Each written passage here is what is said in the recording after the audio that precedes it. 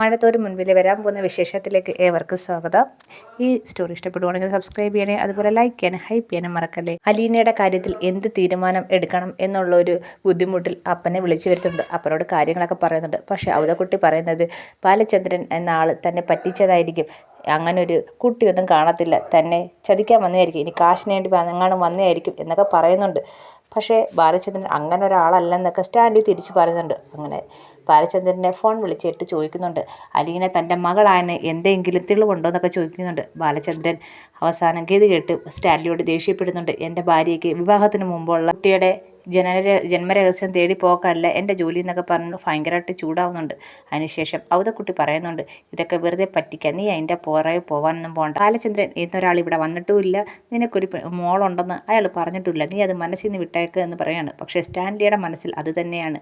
അപ്പം സ്റ്റാൻലി ചോദിക്കുന്നുണ്ട്, അപ്പനും അന്ന് കൊല്ലപ്പള്ളിക്കാരും കൂടെ ചേർന്ന് ഒരു ഡീലുണ്ടാക്കിയായിരുന്നു, അവർക്കും ഞാനും വൈജയും തമ്മിലുള്ള വിവാഹത്തിന് താല്പര്യമില്ലായിരുന്നു, അപ്പനും താല്പര്യമില്ലായിരുന്നു, അന്ന് നിങ്ങൾ തമ്മിൽ ഒരു ധാരണ ഉണ്ടാക്കിയില്ലെന്ന് ചോദിക്കുന്നു. അപ്പോൾ ഔദക്കുട്ടി ആകെപ്പാടെ വല്ലാതാവുന്നുണ്ട്. അങ്ങനൊന്നും ഇല്ലടാ എന്നൊക്കെ പറയുന്നുണ്ട്. എനിക്കറിയാം അപ്പനും ഈ വിവാഹത്തിന് താല്പര്യമില്ലായിരുന്നു, അന്ന് നിങ്ങൾ രണ്ട് വീട്ടുകാരും കൂടെ ചേർന്ന് അതിനൊരു തീരുമാനം എടുത്തായിരുന്നു, നിങ്ങൾ രണ്ട് വീട്ടുകാരും കൂടെ ചേർന്ന് അന്ന് എൻ്റെ കുഞ്ഞിനെ മാറ്റിയതല്ലേ എന്ന് ചോദിക്കുകയാണ്. ഇത് കേൾക്കുമ്പോൾ ഔദക്കുട്ടി മറുപടി ഒന്നും പറയാതെ ഇങ്ങനെ നിൽക്കുകയാണ്.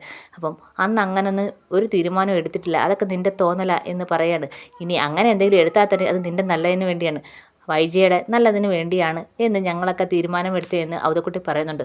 അപ്പം ഞാൻ വിചാരിച്ചത് ശരിയാണ്, എല്ലാവരും കൂടെ ചേർന്ന് ഞങ്ങളെ വഞ്ചിക്കുകയായിരുന്നു, ആ വൈജയുടെ വീട്ടുകാരും അപ്പനും എല്ലാവരും കൂടെ ചേർന്ന് വഞ്ചിക്കുകയായിരുന്നു. ബാലചന്ദ്രൻ പറഞ്ഞത് ശരിയാണെങ്കിൽ എൻ്റെ മകൾ ഇത്രയും നാൾ അനാഥയെ പോലെ ജീവിച്ചു എന്ന് പറയാണ്. ഇത് കേൾക്കുമ്പോൾ ഔദക്കുട്ടി പറയാണ്, അങ്ങനെ ആ കുട്ടി ഇത്രയും നാൾ അനാഥയെ പോലെ ജീവിച്ചില്ലേ, എന്നിട്ട് ഒരു കുഴപ്പവും സംഭവിച്ചില്ലല്ലോ, ഇനിയും അങ്ങനെ അങ്ങ് ജീവിച്ചോളും, നീ അതിനകത്ത് കൂടുതൽ അന്വേഷിക്കാനോ അഭിപ്രായം പറയാനോ അല്ലെങ്കിൽ മകളെ കൂട്ടിക്കൊണ്ട് വരാനോ ഒന്നും പോകണ്ട എന്ന് പറയണോ.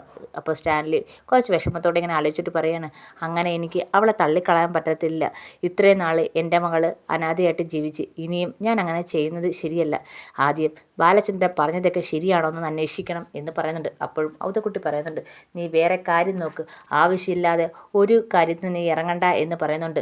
അപ്പോൾ സ്റ്റാൻലിക്ക് ചെറിയ ദേഷ്യമൊക്കെ വന്നിട്ട് ഔദക്കുട്ടിയുടെ പറയുന്നുണ്ട്, എല്ലാവരും കൂടെ ചേർന്ന് ഞങ്ങളെ വഞ്ചിക്കുകയായിരുന്നു, അല്ലെങ്കിൽ ഇപ്പോഴും വൈജ എൻ്റെ ഭാര്യയായിട്ട് എൻ്റെ ജീവിതത്തിൽ കണ്ടേനെ എന്നൊക്കെ പറയുന്നുണ്ട്.